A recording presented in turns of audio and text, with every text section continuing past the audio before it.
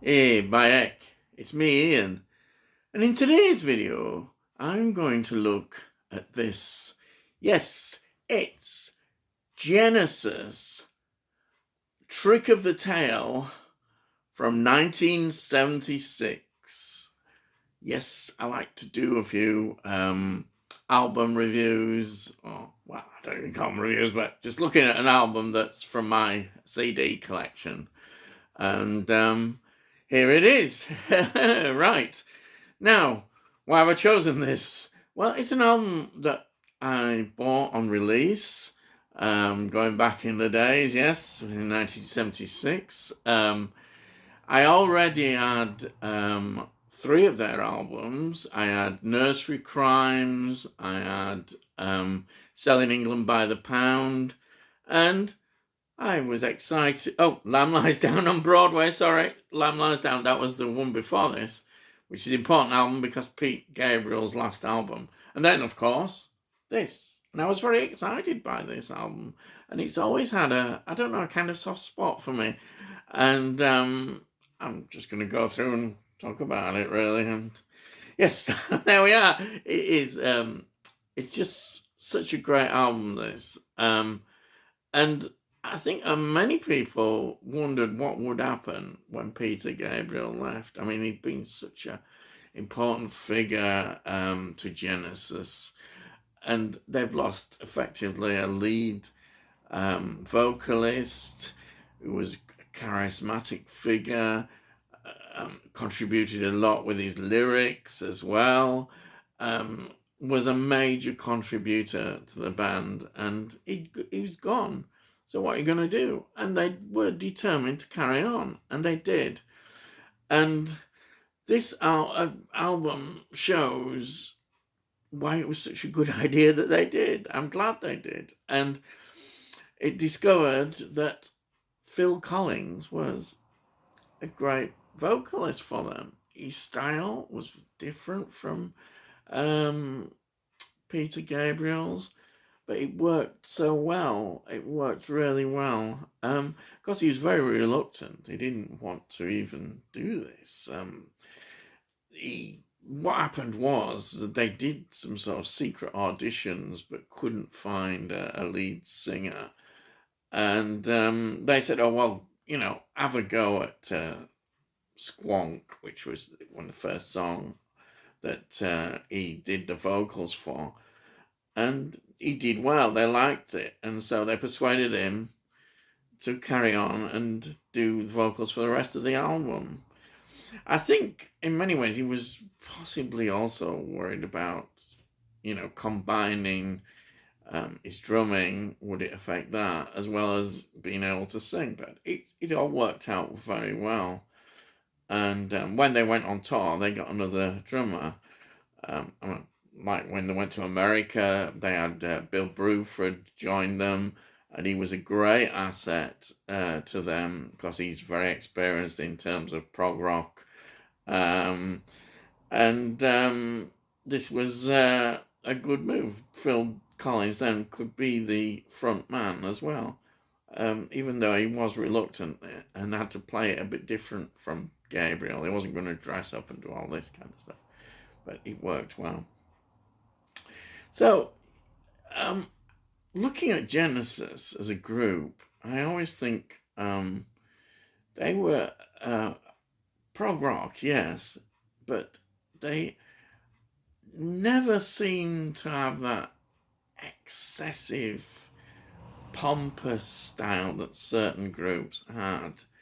And of course, by 1976, there were so many that were really, I think, almost out of touch with things. Everything was just getting ridiculous. I mean, I love Yes, and Yes in this period,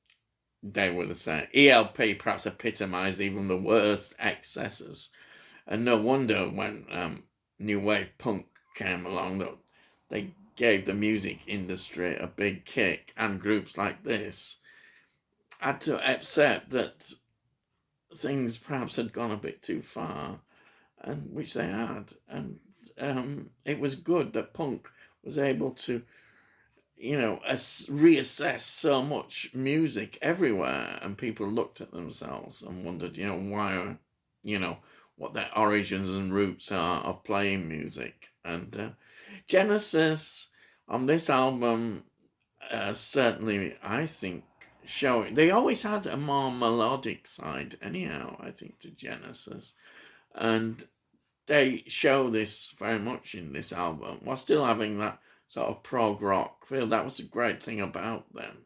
They didn't spend, doing 10-minute drum solos and other things which people could get very, very tired of, and they did, and just so self-indulgent. But Genesis weren't like that. And also, the other thing, I love the orange. Genesis always have that feel of looking back at tales and how sort of our traditions and how things were perhaps almost in a mythical past, but almost like fairy tales a lot in their lyrics. And it works so well. And this album is beautiful the way it encompasses that. There are some longer tracks, but they're not, massively long, and they work well. The great musicianship. Steve Hackett, of course, is still playing guitar on this album. He had one more album and then he left, and his guitar playing is still wonderful. The sound in there. In fact, the whole band is just really well together, and it shows. It was produced by David Hensher and Genesis themselves. He carried on producing, I think, up to about 1980, more of their music. And I think the production is great on here. It's a good sound.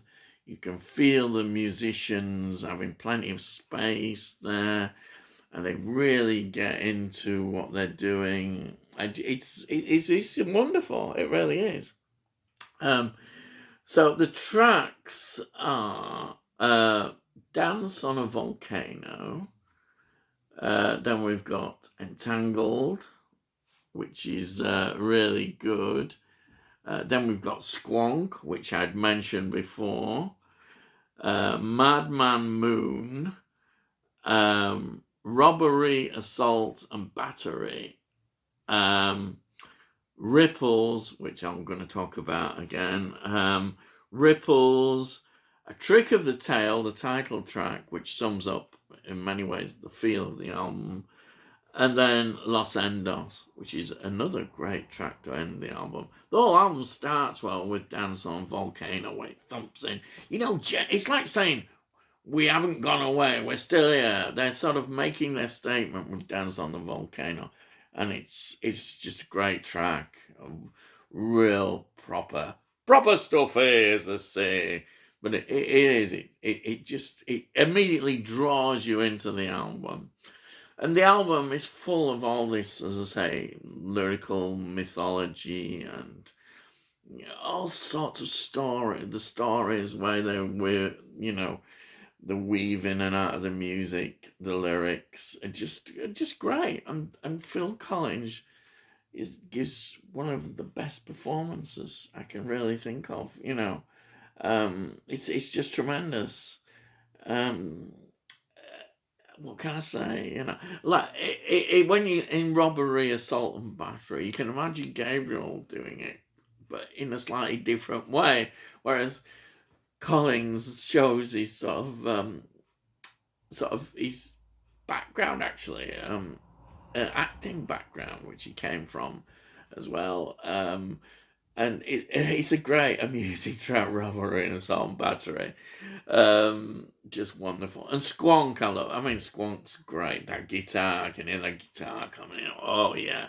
It really plays in beautiful. And his lyrics, the whole feel of that song is great. You're drawn into it straight away. For me, of course, the highlight, and I think for many people, is Ripples. Ripples is a masterpiece of a song. It's one of those songs that when you first hear it, you think, wow, wow, what's that? And Ripples, it's beautiful the way it starts off and builds up almost like into an anthem almost, and then it just completes it so beautifully, and you're drawn into it, and Collins, I don't think he ever performs as good as it. I mean, he performs great, but this is, to me, he's just absolutely fantastic in Ripples. He really is. And the way the song is constructed, everything about Ripples, it just touches me. I remember I just couldn't stop playing this album, and Ripples was always there. It was always so strong for me, and I just got drawn into it and loved it as well. If you've never heard Ripples, well, you should do. It would be easily in my top 10 Genesis songs. Ripples could even be the top one.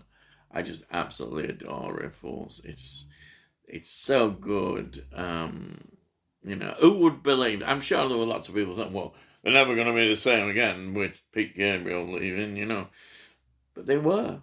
They had their own path now. They still could draw from the past, but they could forge ahead, which they did.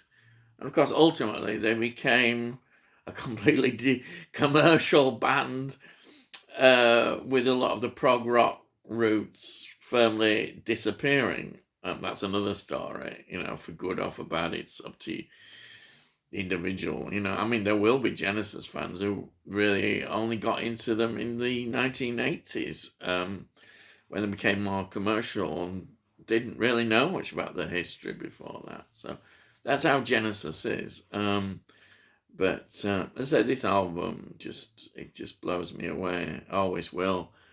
Trick of the Tail, I think, is great because it just bounces along, and you get this wonderful story. Just absolutely amazing. And even the ending, Los Andes has the ending. It's sort of like saying, yes, that's it, and this is the journey you've had, and it's cheerful, it's triumphant almost, the way it just is it, Like, what can I say about this album?